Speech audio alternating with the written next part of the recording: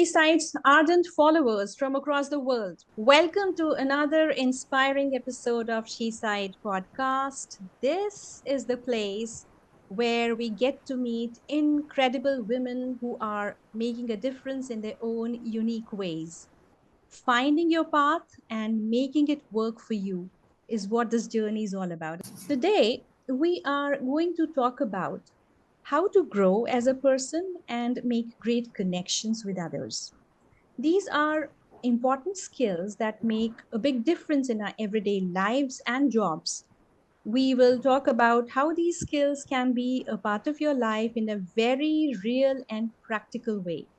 I'm Neha, your friendly host, and I'm thrilled to introduce our guest for today, Sajitha Rasheed. Sajitha is someone who spent years helping people communicate better, understand themselves more, and create lasting relationships. She's spent over a decade in customer care, making waves in tourism, telecom, and events.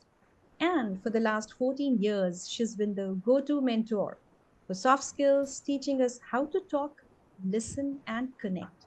As a founder member of a gender rights based NGO and a leader in various entrepreneurial networks, she is a trailblazer for advocacy and community building.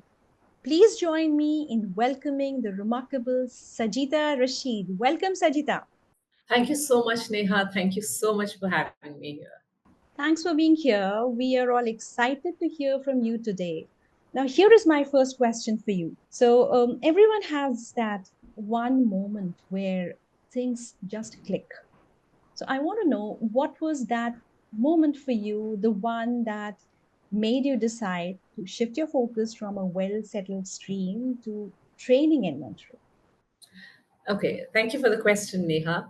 I started my journey with tourism because I had done a PG diploma in travel and tourism management. Mhm. And I got a job 3 days after my exams. So for me, getting a job was very, very important to be independent. And then I shifted to telecom when I got a better opportunity. Took a break to have my kids, both my kids. I took a 5 year break. Um, and when I got back to the job force, I just barged into an event management company. In fact, that was the only event management company in Kerala.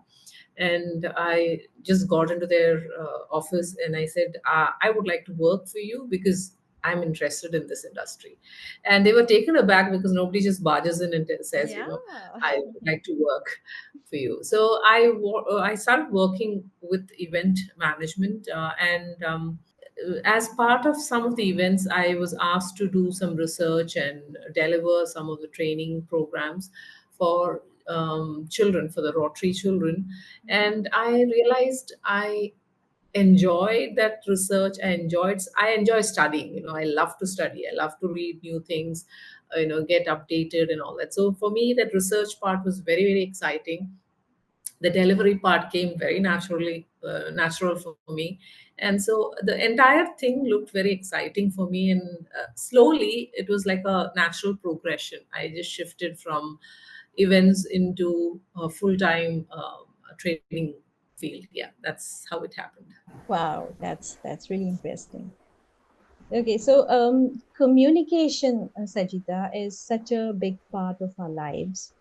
I'm sure with Yes. all your experience, you've got some great advice up your sleeve. So, what are some practical tips you can share for those of us looking to get better at talking with people, be it around the dinner table or in the boardroom? I think when it comes to Indian culture, or more specifically, I can say for culture in Kerala, Mhm. one thing we do is we ask questions, unnecessary questions like, why can't you be early? Oh. Instead of making it a statement like, be on time, or why did you do it this way? Instead of that, we can just make a statement, please do it this way. So when we ask questions, we actually get that other person defensive, Hmm. and that person, and then the communication goes downhill. So instead of We just state what we want instead of asking questions. So we want them to be early. So instead of saying, why can't you be early? We just say, please be on time. Yeah, So that's that's, nice. I don't know if it's a global phenomenon, but in Kerala, that's the culture. So another thing is being kind. A lot of the time, what we do is we're not kind to ourselves and we're not kind to the people who are staying with us. So the focus is always on the people we meet outside of our homes. We meet friends and colleagues and our extended family, and we're very nice to them. We are really nice to them. We speak very politely. We ask how they're doing, and we meet them for a few minutes, a few hours, maybe a day. That's it. So that is Hmm. something that we need to be very careful about, because those who are staying with us for years together, if we are not kind to them, there's no point in being kind to strangers and people we meet for a few minutes. So true, so true. Sajita, speaking of communication, let's talk a little bit about parents and children. So, Hmm. I'm sure in your workshops you do address this issue. So could you share some Yes. advice for parents on how they can strengthen that bond with their children? Oh, I wish parents today just let children be. Oh my God, we all grew up, our parents didn't care what we did. We used to climb trees, we used to run around, we used to go to the neighbors' homes. It was just play the whole time. But now kids have such structured times. In fact, I'm coming back after a theater workshop for students today, and we did the workshop, and I found many of the, especially the girls, for them to they had so many inhibitions and blocks in their mind. Their bodies were not relaxed. They could not raise their voices. They could not speak loudly. There are so many blocks in our heads, as parents, as schools, as a school system also. We have confined them to discipline, we have confined them to obey, we have confined them not to and they're not allowed to question. Oh my God. I find children are being made into machines. They are being made to just obey and be disciplined and go in a certain way. So what happens is, when they turn teens, I'm getting a lot of cases where um, the boys, when they are much bigger in size, they turn around and start physically assaulting their mothers. Like that, yeah. I find quite a few cases happening that way, because all they what the parents say is, my boy, he was such a sweetheart till a few days ago. He used to do exactly what we used to tell him. He used to do. He was so obedient. So we're making kids obedient so much that they feel so suffocated. They have to burst out. They Hmm. cannot show their emotions, and we are not allowing children to fail. We are not allowing children to feel sad. We are not allowing children to have a bad experience. We are rescuing and saving them from all of these. I mean, our job is to equip them, not to save them. So, you have any quick 3 or 4 tips that you can tell parents? My biggest tip to any parent or any partner in any partnership is something called emotional nutrition. So, emotional nutrition is 30 minutes of your day.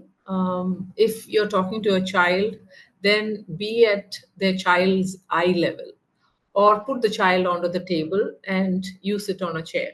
Whatever it is, it should be the same eye level. And you talk to that child, or better still, you let the child talk to you for around about 30 minutes a day, and without any distractions, without television, without gadgets, without laptop. You just simply listen to that child, whatever the child has to share. And we might be curious as to the urge in us to rescue them. We say, why did you do that? So it never ask the question why. Then what happened, and how did you manage? Prompt such questions where you get more information. And working mothers feel very guilty that they don't have time for their children, but 30 minutes of emotional nutrition gets them through the day. So you don't even have to feel guilty if you have given your child or your partner 30 minutes to just simply listen without asking why, and giving prompts for them to talk more. Mhm. That is called emotional nutrition, which gets you through the entire day. So in a week you can do that for a couple of days. And if you see your child throwing tantrums, crying or getting irritated and angry and all that, check with yourself whether you have not been giving time for the child for the past few days. Usually, children throw tantrums when they feel left out, when they haven't had that emotional nutrition. So, the next 2, 3 days, you give complete 30 minutes of emotional nutrition, that complete attention without any distraction. The child will get back to his or her normal self. So, that is one major tip I give everyone. Yeah, that's actually a very helpful tip, and it's doable. You were talking Yeah. about working moms and feeling guilty, Sajita. So my next question is, what would you tell parents who are loaded with work, and if there are any tips that you can give them on how to, manage in a way that their work doesn't overshadow their personal lives and they thrive in both areas? Neha, see, the thing is, we thrive on work and we thrive on hard work and keeping ourselves busy because we all feel that, our spouse will understand, our child will understand. Mhm. They can see me being busy, they can see me working hard, they can see that I'm bringing home the bread, the money, the clothes, the gadgets. They can see all that and they will understand. And I'm telling you, Neha, no, nobody understands. What they understand is that they miss you, that they miss having time with you. So for a couple of days they will understand, and we take it for granted that they will understand. But more than 3 4 days, they don't understand, and you will have your spouse throwing tantrums in a very passive aggressive way. You will have your child throwing tantrum in an aggressive way, and you won't understand what's happening. Basically, they have not got your attention. So whether it's your if it's the male partner or the female partner or any partner, your partner will feel it and your child will also feel it. So no, they do not understand that you're busy. They just understand that they miss you and you're not giving them time. So it is important that we have at least once or twice a week, we keep aside a time. When we come home, we ensure that all phones, even the kids phones and the parents phones, everything is in one basket, switched off. You have to have some kind of self motivation, some kind of discipline to have that connection with family, yeah, so your partner and your children, and it is doable. Okay. Totally agree. Absolutely. All right. So, Sajita, my next question is about another field that you talk about, goal setting. So, of Yeah. course, we all know that goals really give us directions. And I would love to hear from you your approach on goal setting, in a way that it doesn't sound too pushy, but then it only pushes Mhm. you forward at the right pace and makes your journey, your life journey, more fulfilling. um yeah, see, those who are highly motivated, I don't have to tell them anything. Mhm. And um, having a goal gives you direction, gives you meaning in life. True. So how you go about with the goal is you do the reverse engineering. You set a goal. See, whatever plan you make, like you want to go to you want to go have a Europe trip, or you want to go to Brazil, or you want to buy a particular machine. Whatever goal you have, it will not work if you do not put a date to it. So true. So I want to go to Brazil, but if I don't put a date, it can be any day. In my head, it can be any day, and I will not work towards it. But suppose I say, okay, on August 15th, I want to be in Brazil, and then to be there on August 15th in Brazil, I will have to work backwards. Okay, if I have to be in Brazil on August 15th, when do I apply for the visa? So then I have a date by when I need to apply for the visa. If I have to apply for visa on this date, what are all the documents I need to, file? So when you work backwards from that particular date you have set, you will know what to do right now. Right. So you gather stuff, you do the research. So you put dates for all this. Like suppose you have to do the research on Monday and Tuesday. I will do the research on these things, and put the dates there. And after the research, what am I supposed to do? And I will contact these people on Wednesday and Thursday. So if you don't put dates, then your plans never work. So the scheduling of your plans don't work unless and until you schedule them. That is how goals work, and it can be the smallest of the goals or it can be the biggest of the goals. It can be for tomorrow, or it can be for next month, it can be for next year, or it can be for 5 years later. Mhm. But once you set a date and you work backwards, you know what to do when. That's true. That's true. And you have a clear picture before you start. So you have it all scheduled. You go backwards and, Yes. you know, And you can have a goal setting for the goal setting. That means sometimes we say, okay, I'll set my goal tomorrow. No, you set a date. Tomorrow, that's the 9th of May, I will sit from 10 o'clock till 1 o'clock to set my goals. So you have to have a goal for that also. okay, that's interesting. Yeah.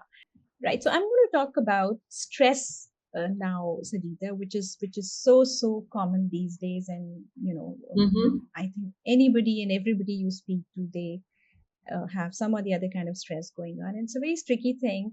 It can sneak Yep. up on us in both personal and professional lives.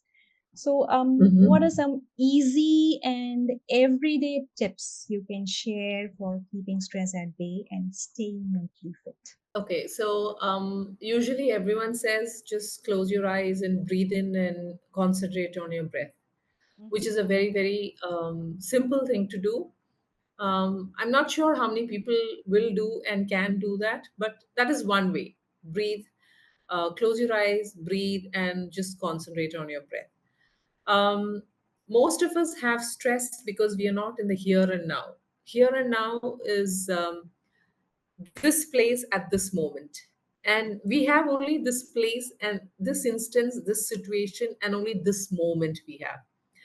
Uh, can you be sure, Neha, that you'll be alive the next moment? So true, yeah.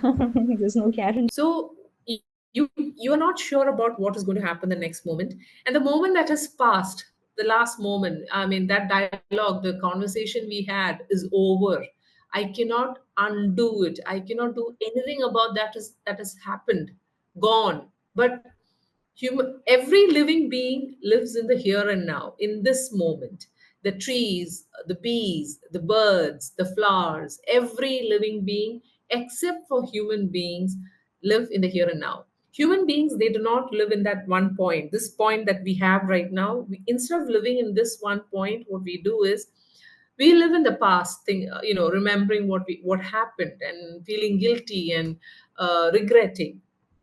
Or we live in the future, Yeah. why worrying about what will happen, will it be okay, how is it going to end and all that. But suppose I have an exam on the 10th of May, that is day after tomorrow. If I have an exam, and I'll be worrying about whether the exam is going to be easy or not. But till I reach the examination hall at 10 in the morning on the 10th of May, I will not know whether the exam is easy or not. But I'm worrying from this moment onwards, I'm worrying about it. So, in this moment, what I can do is not worry about it, but study whatever I can. So, this is the only moment we have. This is the only instance and situation we have. What are we doing in that moment? Now, how do we live in the here and now? We have stress when we are not living in the here and now. Okay, that is through our five senses: sight, hearing, touch, taste, and smell. So when you find yourself, crowded with thoughts in your head, the best thing you can do to come out of your head. If you remain in your head, you're going to go crazy. I mean, there are so many thoughts coming and going, and then you don't know what to do. And thoughts make you feel whatever you think makes you feel. So if you feel overwhelmed, it's because you've got overwhelming thoughts. So now, how do you come out of your head so that you don't feel stressed and you come to the here and now in this moment? You do that with your five senses. You look around in your room and name loudly 10 things that you see around yourself. I see a cupboard, I see my laptop, I see the fan, I see a cot, I see a mattress, I see the door, I see a tube light. There's so many things that you see around you by sight. You just name it aloud, and then you name a few things that you can hear. I can hear the sound of firecrackers outside, I can hear the wind, I can hear the fan, I can hear my own voice. All these things I will name that aloud. Then how do I feel on my skin? I can feel the fan on my skin, the wind breeze on my skin, and it's a little humid in this room. And am I hungry? No, I've just had my food, so I'm not hungry. Was the food tasty? Yes, the food was tasty. What do I smell? I can smell a bit of the room, the perfume, and stuff like that. So when we start observing everything around us with our five senses, then we come out of our head and we stop having those so many thoughts, and we are in the present here and now. So when you're driving, or when you're sitting, when you're in a train, or any places you're traveling, we usually don't see all these things, all things that are passing by. We are in our thoughts, we are worrying about stuff, we are remembering things, but we don't see the tree with all those flowers. We don't see the roads that go and look so beautiful. We don't see people smiling. We're not in that moment. So when we are in the moment, we are happy. We are very, very happy, because there is absolutely nothing you can do about a moment that has passed, and there's absolutely nothing you can do about a moment that has not yet come. So the only thing you can do anything about is that one moment you have with you, and you be in that moment with your five senses. Oh my God, I got so engrossed in your in your words that I started. I'm actually going to try this. This is such a handy tip. So, Sajita, I'm going to bring this conversation back to relationships. I think the first question that I asked you, Okay. you use the term emotional nutrition on a daily basis, 30 minutes a day. And when you were telling me about this, I think, I mean, we were talking more about younger children. So, Yeah. my question, the next one is about how we handle the relationships with teens who just come out of their childhood and who are at the verge of adulthood, and they are a little lost. So, how do we communicate? How would you approach these communications? Uh, See, parenting is never about the child, okay? Parenting is always regulating the adult's behavior. So, the moment our children press for independence, please don't take that as an insult. It is their way of telling, I'm growing. And it is our responsibility to help them grow and respect that they are becoming adults. So the hold that we had on our children, like we can be very strict with them for their own safety, of course. We have to let go of a lot of things. There are things that we do not compromise on, like their safety, their health, and their education. These three things we may not compromise on, but the rest of it, like what do I wear? I have seen parents who will dictate what the kids should wear. No, the kids, let them wear what they want. Pick your battles. Don't pick on everything. Battles that are really, really important to the family, not anything and everything. So what I would say to the parents is, let go of your teen in things that it doesn't really matter. Of course, their health, their safety, and education.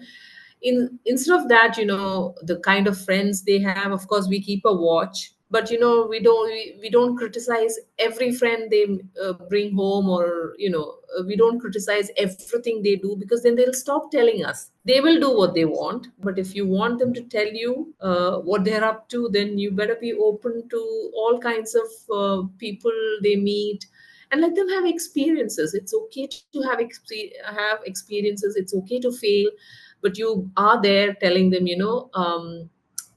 you are loved, whatever it is. And of course, you have to get your act together, but it's not the end of the world. You can try again. It's okay to fail, but you have to try again. Don't tell them who to be friends with. Don't tell them about what to watch, what not to watch.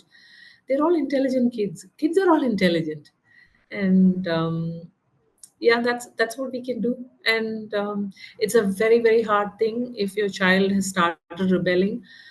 Don't take it personally, because it's not about you, it's about the child growing up. And it is always, always important to remember that you are the parent, and you are the adult, and only you can be patient. The problem is parents forget they have the power. Mm-hmm. They forget they have the power. They have the power to be patient, they have the power to be supportive, they have the power to be adults. And we fight like teenagers with our teens. I mean, True. like I said, parenting is about regulating our own behavior. It has nothing to do with the children. Yeah, well said and very well put. And I think the communication channel also needs to be open all the time with the children. Yeah. So let them feel that you are approachable anytime, any issue that they come across. Yeah. Even if even if you make them feel like you're approachable, they will not tell you everything. So don't take it personally. Don't take any of these things personally. That's what I Yeah, would tell that, you. that also happens. Yeah, true. And another thing is, we have to respect them as citizens of the country. You have to ask, am I curbing my child's rights? They have rights, right? So, especially in the Indian scenario, what happens is, um, especially if it's a girl child, their rights are violated left, right, and center. Yeah, In so many cases, even after they become 18 or 21, also their rights are violated just because they happen to be a girl child. So you have, as a parent, you have to teach them that they have rights, and that happens at home first. So whether you like it or not, if you're violating their rights, then you're teaching them that they can be violated. yeah, true, true, true. That actually adds to the conditioning of these girl children. Right. So I also noticed, Sajita, that these days the kids have become very worldly wise, especially on subjects like money management and all. So just give Mhm. us a quick tips on to teens. How do we teach them, or what do we tell them about managing their money, or any lessons on that that you think is essential for teenagers? Um, the children, I think, of in India, they can start a bank account by the time they're 12. I think, and by 18, it can be completely in their name. Um, they can start small savings. They can, whatever goodies they want, they buy it out of their pocket money. Um, and also, don't provide everything for your child. That's what I would Yeah. say. Let them work for it. Like, let them save up. And just because everybody else is doing it doesn't mean they need an iPhone. A ninth grader need not have an iPhone. Yeah. And yeah, so the parents are very scared, but you kids teenagers need discipline. And that is, the discipline is not like, it's not like, don't go here, don't do this. That's not the kind of discipline I'm talking about. I'm talking about adult supervision, which means you behave as an adult, as the adult that you are. And there are certain rules in the home that can't be broken. If you speak nastily with your mother, that is not done. Yeah. That is a rule in the house. Mhm. Or maybe one rule in my own house was no overnight stay in anybody's houses till you're 18. So for my son and for my daughter, that was the rule: no overnight stay. And that is discipline. Okay, so we've had this set of these serious questions and we've got some really nice, handy tips from you, Sajita. So now I'm just going to change the track here and I'm going to ask you a few Okay. short, fun questions about your personal life. So, this one, here's the first one. So, aside Mm-hmm. from your professional talents, we know Mm-hmm. we've gone through all the work that you've done.